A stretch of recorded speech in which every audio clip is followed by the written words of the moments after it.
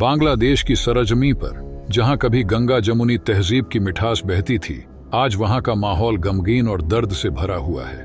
एक बार फिर हिंदू समुदाय पर अत्याचार की काली छाया मंडरा रही है। हर तरफ हाहाकार मचा हुआ है, आंखों में आंसू और दिलों में दर्द की आग सुलग रही है। जिन्हें कभी अपने घर की चारदीवारी में सुकून मिलता था, आज वहीं दीवारें डर और असुरक्षा की गवाह बन चुकी हैं। कट्टरपंथियों के हाथों से उजड़ते घर, सिसकते बच्चे और बेबस महिलाएं, ये सब एक दर्दनाक कहानी बयान कर रहे हैं जो शायद हमारे दिलों को झकझोर दे। क्या हम इस पीड़ा को समझ सकते हैं? क्या हम उन परिवारों की चीखें सुन सकते हैं जो अपने ही देश में आज अजनबी हो गए हैं? ये कहानी है उन मासूमों की जिनकी हंसी छिन गई, जिनके सपने उजड़ गए, और अब उन्हें केवल एक उम्मीद है कि शायद कोई उनकी पुकार सुनेगा और उनके आंसुओं को पोंछेगा। लेकिन दोस्त, कहते हैं ना, जब दर्द बढ़ जाए और कोई सुनने समझने वाला ना हो तो फिर सिर्फ अपने ऊपर ही भरोसा रह जाता है। और कुछ ऐसा ही किया है बांग्लादेश के हिंदू भाइयों ने। दरअसल बांग्लादेश के हिंदू भाइयों ने अपने दर्द को बयां करने के लिए सड़कों पर निकलना ही सही समझा।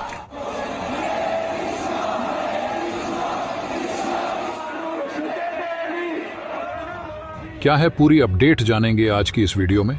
लेकिन वीडियो में आगे जाने से पहले हमारे बांग्लादेशी हिंदू भाइयों के लिए वीडियो को लाइक करके उनके लिए कमेंट बॉक्स में अपनी राय अवश्य दें। बांग्लादेश, जहां इस वक्त स्थिति बेहद तनावपूर्ण हो चुकी है, खासकर हिंदू समुदाय के लिए। हाल के दिनों में जो घटनाएं घटित हुई हैं, उन्होंने पूरे देश में हड़कंप मचा दिया है। हिंदू समुदाय, जो बांग्लादेश में एक अल्पसंख्यक है, अब अपने अधिकारों और सुरक्षा के लिए सड़कों पर उतर आया है। बड़े पैमाने पर हो रहे इन विरोध प्रदर्शनों ने बांग्लादेश की राजनीति में एक नई हलचल पैदा कर दी है। पिछले कुछ हफ्तों में बांग्लादेश में राजनीतिक अस्थिरता बढ़ी है, खासकर चुनावी प्रक्रिया के बाद। बांग्लादेश की राजनीति में हमेशा से ही अस्थिरता रही है, लेकिन इस बार हालात कुछ अलग हैं। कट्टरपंथी संगठनों का बढ़ता प्रभाव और उनका हिंदुओं के खिलाफ बढ़ता हुआ अत्याचार इस अस्थिरता का मुख्य कारण बन गया है।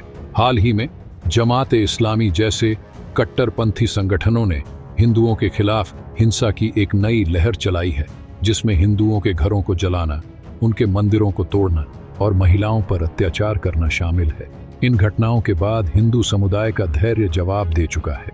अब वे सड़कों पर उतर आए हैं और अपने हक के लिए लड़ाई लड़ रहे हैं। बांग्लादेश के कई हिस्सों में हिंदुओं ने बड़े पैमाने पर प्रदर्शन किए हैं। ये प्रदर्शन न केवल बांग्लादेश में बल्कि पूरी दुनिया में सुर्खियों में आ चुके हैं। प्रदर्शनकारियों का कहना है कि अगर उनके खिलाफ हो रही हिंसा नहीं रुकी तो वे और भी बड़े कदम उठाने को मजबूर होंगे। हालांकि बांग्लादेश सरकार का कहना है कि वे हिंदुओं की सुरक्षा के लिए सभी जरूरी कदम उठा रहे हैं। लेकिन सवाल यह उठता है कि क्या यह पर्याप्त है? क्या केवल वादे करना ही काफी है, या फिर वास्तव में कुछ ठोस कदम उठाने की जरूरत है? बांग्लादेश सरकार की ओर से कई बयान आए हैं, लेकिन जमीनी हकीकत कुछ और ही बयां करती है। हिंदू परिवार अब भी असुरक्षित महसूस कर रहे हैं और यही वजह है कि वे सड़कों पर उतरने को मजबूर हुए हैं। आइए अब बात करते हैं कि आखिर यह सब कैसे शुरू हुआ। बांग्लादेश में हिंदुओं के खिलाफ हिंसा का सिलसिला कोई नई बात नहीं है, लेकिन हाल ही में जिस तरह से इस हिंसा में वृद्धि हुई है, उसने सबको हैरान कर दिया है। चुनावी प्रक्रिया के दौरान और उसके बाद कट्टरपंथी संगठनों ने हिंदुओं को निशाना बनाना शुरू किया। जब बांग्लादेश में राजनीतिक अस्थिरता बढ़ी तो इन कट्टरपंथी संगठनों ने हिंदुओं पर हमला करने का मौका पा लिया। जमात-ए-इस्लामी, जो बांग्लादेश में एक प्रभावशाली कट्टरपंथी संगठन है, ने हिंदुओं के खिलाफ हिंसा का नेतृत्व किया। उन्होंने हिंदुओं के घरों को जलाया, उनके मंदिरों को तोड़ा और उनके परिवारों को बेघर कर दिया। कई हिंदू परिवारों को उनके घरों से भागने पर मजबूर कर दिया गया। महिलाओं के साथ बदसलूकी की गई और बच्चों को भी नहीं बख्शा गया। इन हालातों के बीच हिंदू समुदाय का गुस्सा फूट पड़ा और वे सड़कों पर उतर आए। प्रदर्शनकारियों ने बांग्लादेश के कई हिस्सों में हरे राम हरे कृष्णा के नारे लगाए और अपनी मांगें उठाईं। उनका कहना है कि वे तब तक शांत नहीं बैठेंगे जब तक कि उन्हें न्याय नहीं मिल जाता। उन्होंने बांग्लादेश सरकार से मांग की है कि उनके खिलाफ हो रही हिंसा को तुरंत रोका जाए और उन्हें सुरक्षा प्रदान की जाए। अब सवाल ये उठता है कि बांग्लादेश की अंतरिम सरकार इन हालातों से कैसे निपटेगी? क्या वह हिंदुओं की सुरक्षा सुनिश्चित कर पाएगी या फिर यह केवल बयानबाजी तक ही सीमित रहेगा? बांग्लादेश में अंतरिम सरकार का गठन हो चुका है, लेकिन अब तक उन्होंने हिंदुओं की सुरक्षा के लिए कोई ठोस कदम नहीं उठाए हैं। हिंदू समुदाय अब भी असुरक्षित महसूस कर रहा है और यही वजह है कि वे सड़कों पर उतर आए हैं।